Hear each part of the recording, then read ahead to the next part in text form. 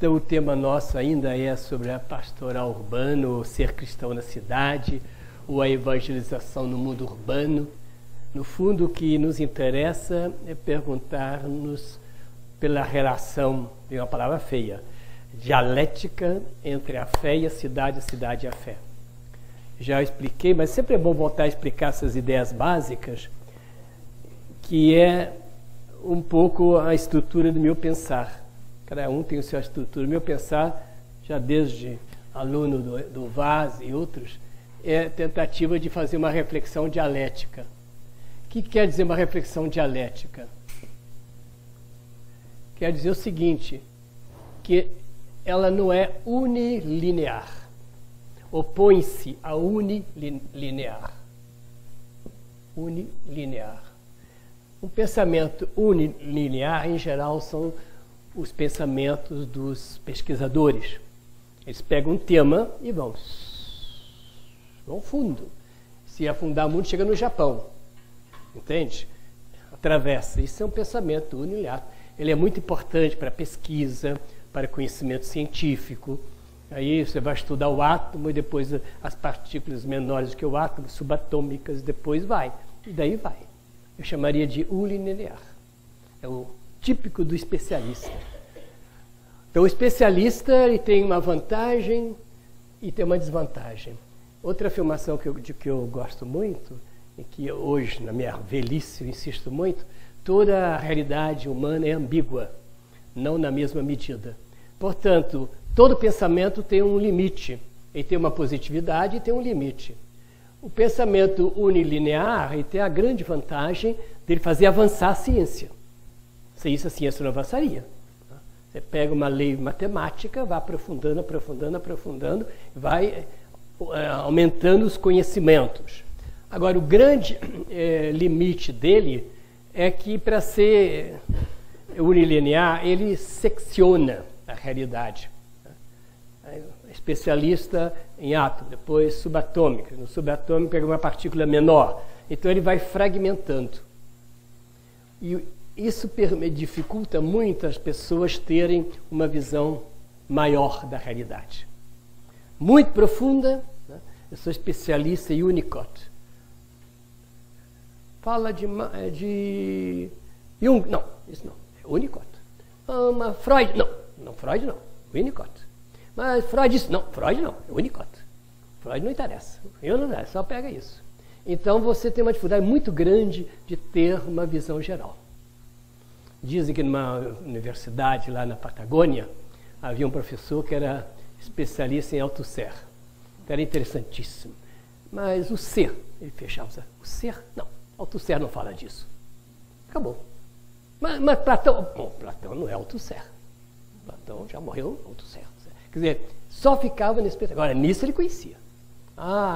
Espirrava Althusser, ele dominava. Então, esse é o pensamento, a vantagem e a desvantagem. E eu optei por formação um pouco jesuítica, esse tal discernimento, essas coisas que vocês ouvem falar aqui no Centro Loyola, eu optei pelo pensamento dialético, que tem vantagens e desvantagens. Qual a grande vantagem do pensamento dialético? É que ele nos mostra que todo conhecimento ele bate contra uma realidade, ilumina a realidade, mas a realidade volta contra o seu pensamento de novo e modifica o seu pensamento. Então ele nunca para. Ele não vai numa linha, ele vai em ondas. Se esse é unilinear, esse é ondulante.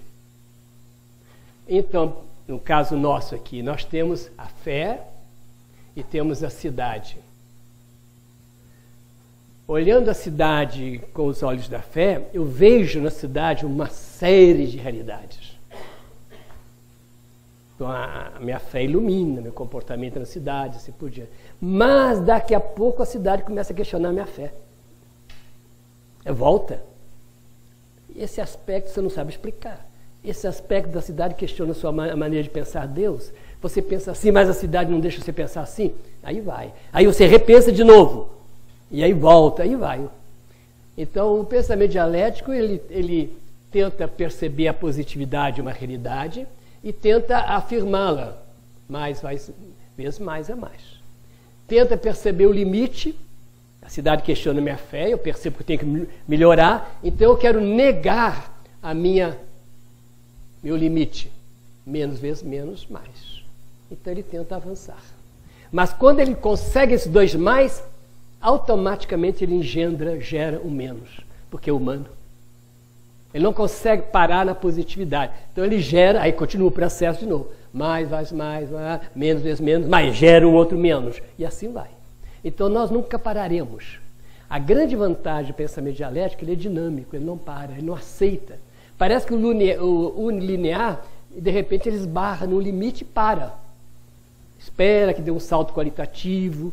Assim, muito tempo ficou o pensamento, essa ideia que a velocidade da luz é a maior velocidade que se pode alcançar. Já uma notícia dizendo que conseguiram, não sei que lugar, que uma partícula tivesse uma velocidade superior à luz, portanto, contra Einstein.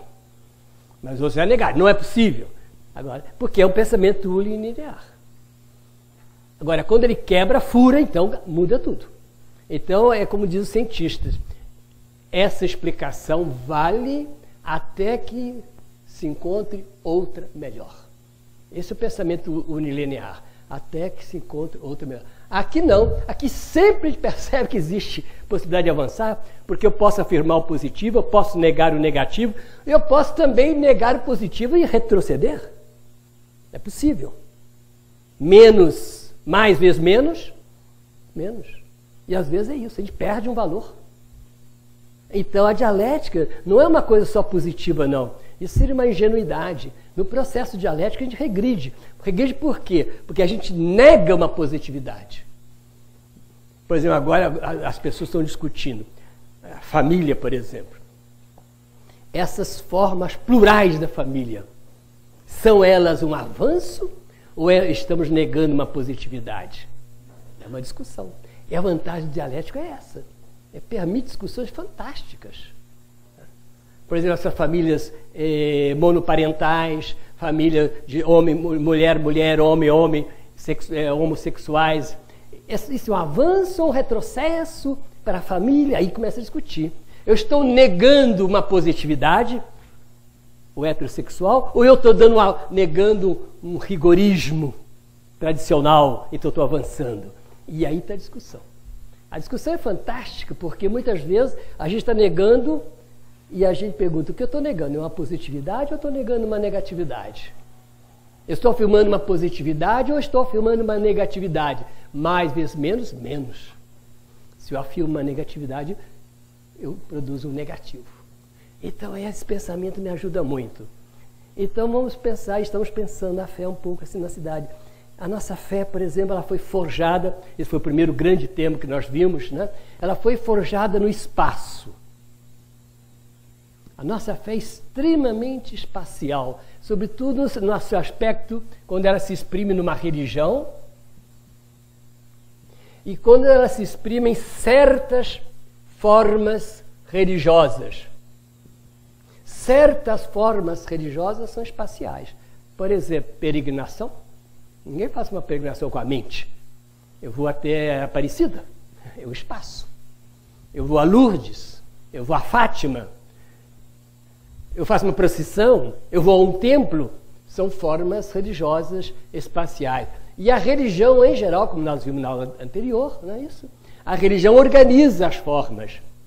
E, em geral, a religião também pensa espacialmente. Agora, eu chego na cidade e acontece o quê? Que a cidade introduz um conceito novo, o interesse. Isso vocês estão cansados de saber, já comecei na aula anterior a explicar, né? Como quem vive na cidade percebe claramente que ele se move por interesse. Por que vocês estão aqui? Não é por ser espaço. Ah, eu sou vizinho do celular, não tem nada que fazer à noite, a televisão está muito ruim, os programas estão ródios, eu não aguento o Faustão, então eu arranjo um Faustãozinho lá, velhinho, que fala no lugar do Faustão, eu vou lá ouvir. Não é espacial, é interesse. E aí se desloca, enfrenta um trânsito, e às vezes desloca muito. Por Rock in Rio agora, né? Brasil inteiro foi lá, gente de todo o país.